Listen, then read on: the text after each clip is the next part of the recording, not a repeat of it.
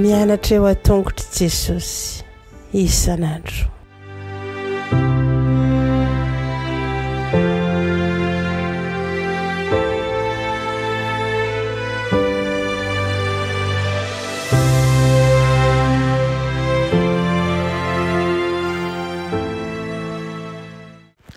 Falomerabantsika tsirairay avindray tonga eto amin'ny famitinana ny lesona faharoambe folo isika izay nianarantsika nitran'ny herinandro iny. Enoako fa anavoaray zavatsoa ao anatin'izany ianao tahaka ary araka mitina ny lesona eto indray isika. Alohandirantsika amin'izany anefa dia hivavaka. Ianay tsara andrezan-danitra ampifaliana sy ampakasitrahana ihany koa no hiatsona ny anaranao ankehitriny. Misaotra anao izay satria nomenao zavatsoa nandritra ny anemana iny ka mahatsiaro tokoa fa hataritinao milalana tena mazava. Mangataka aminao izay tompo mba ianao mihitsy no hitoetra-ponay ka fahanay manao tsara hatrany. Amitina ny izany lesona izany indray izay okenao hiaraka aminay eto aminaran'i Jesosy. Amen. Lohateny lesonantsika moa dia hoanay no tsaraina ary nombona tamin'ny azo fijaliana.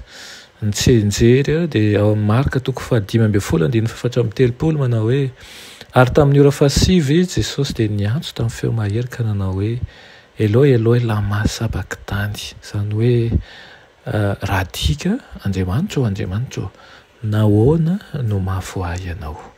Amen.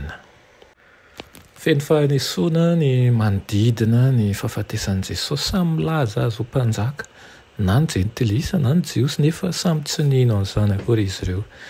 Rehefa nihevitra ny jiosy fa niantso an'i Elia Jesosy rehefa nitaraina tamin'ny rainy, ny miaramila jentilisa kosa nanambara azy ho zanak'Andriamanitra. Nisy mpikambana anankiray tao amin'ny Sinedrona izay nanambara fa melohina ho faty Jesosy ary nanolotra fasana ho an'i Jesosy izay teraka tao an-tranon'omby ka ho alevina ao amin'ny fasan'ny mpanankarena. Andritran'iny herinandro iny dia nijery lafin-javatra maro ao anatin'io ampahatantara io isika. Dia ilay nambaran'ny Pilato fa Pilato ihany koa fa mpanjakan'ny Jiosy Jesosy. Raha iny ankohaka teo anatrihan'ny mpanjakan'ny Jiosy ny miaramila, ilay natsoiny vahoaka hoe mpanjakan'ny Israely Jesosy. Ilay nambaran'ilay kapiteny fa zanak'Andriamanitra Jesosy ary ilay nangataka ny fatin'i Jesosy Josefa avy any Arimatia. Na inona ny toe-javatra rehetra dia na tsy nino ary zareo dia voalaza mandrakariva eny amin'ny molony fa zanak'Andriamanitra tokoa Jesosy. Pontius Pilato no manam-pahefana Rômanina afaka nanome lalana ny famonoana ho faty an'i Jesosy. Fantatry ny rehetra tamin'ny abibiana sy ny alozany tokoa izy. Nefa dia ny aika-pahabe maso izy manao hoe tsy hitako izay elona ozy izy. Toa tsy ahomby ny fikasany Sinedrona teo. Nomelohiny noho ny fitenenan-dratsan'Andriamanitra Jesosy satria nanambara ny tena no Mesia mihitsy. Koa satria ny Mesia ny voatendry ho mpanjakan'ny Israely dia izany ny fiampianganana entin'izy ireo teo anatrihan'ny Pilato. Tsy nandana nanaiky ny fiampiangan'i Jesosy fa nataony mazava tamin'ny Pilato fa tsy ho amin'ny fanjakany eto an-tany izy. Nampiasan'ny Pilato ifampiangana io hanesoana an'ireo mpitarika jiosy manao hoe tianareo ve ozy izy mba ny mpanjakan'ny jiosy no alefako ho anareo. Sange ny lefitra teo anatrihan'izy ireo izy ka nifaiziny Jesosy ary nafahany ny tena mpanao ratsy dia Barabasy zany. Mialohan'ny fanombohana amin'ny azo fijaliana nefa dia nesoriny ny fitafian'ny mpifatotra ary ny kapoana mafy tokoa Jesosy.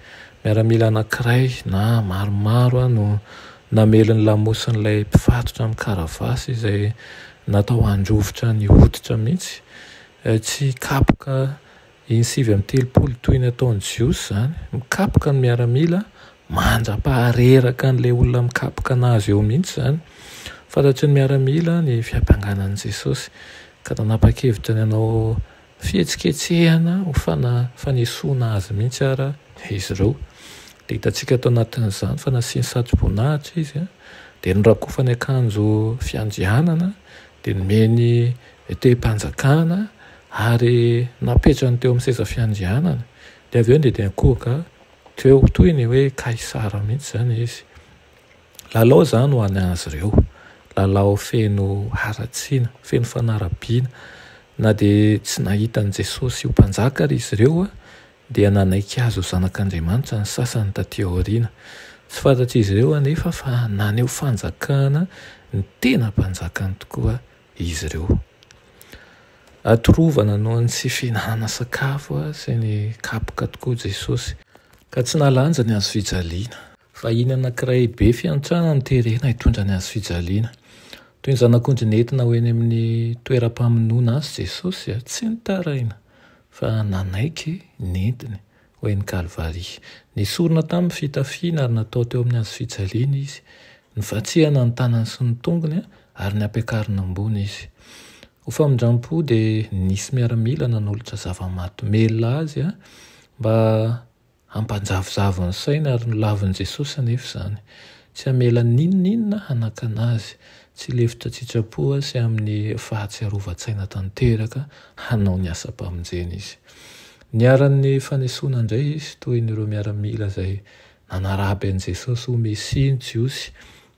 Niaiky izy ireo fa afaka mamonjy izy ary toa vonona ny ino azy raha mamonjy ny tenany izy. Nefa raha voavonjy Jesosy dia samy omelohana na izy ireo na isika ihany koa amin'izao fotoana izao.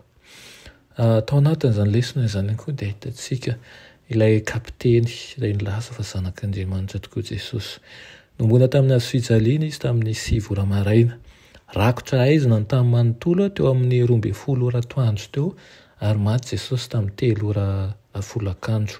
Fa melokely nahafatesany dia nitaraina tamin'irainy Jesosy, namerina ny teny eo amin'ny salamo izy ary vitsy ny nahatakatra ny nahatanteran'i Jesosy an'io salamo momba ny Mesia io.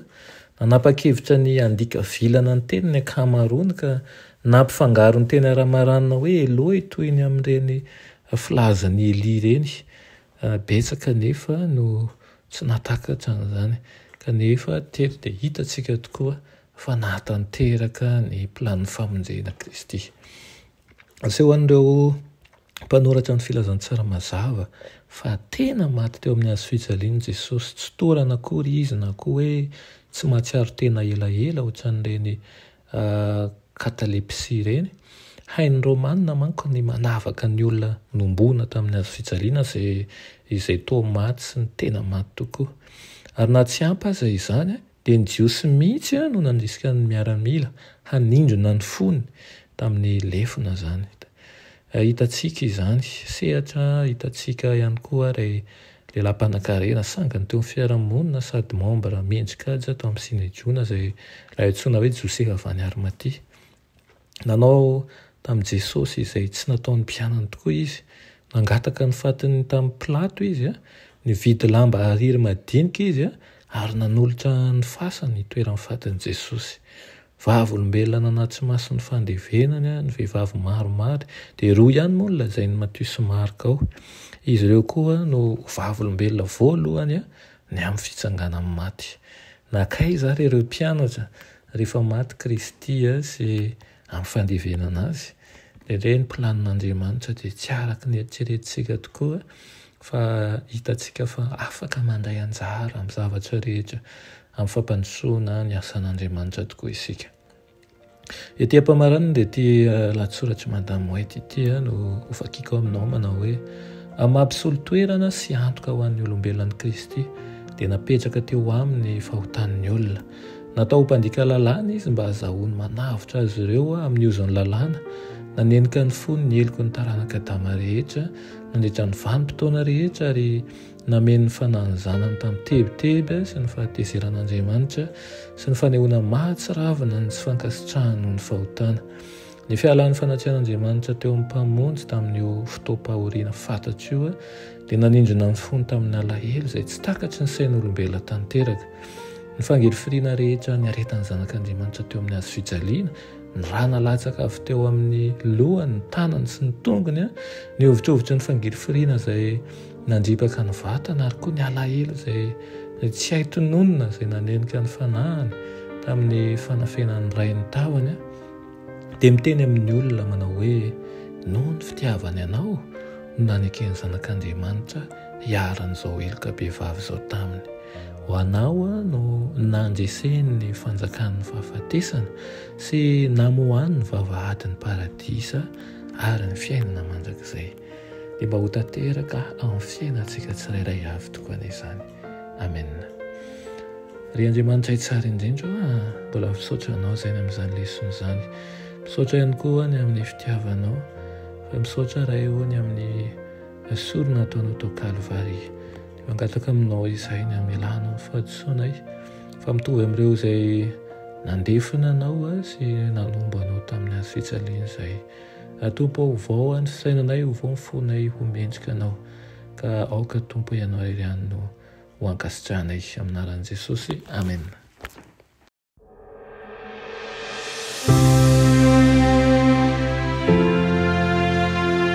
Mianatra eo an-tongotra Jesosy isan'andro.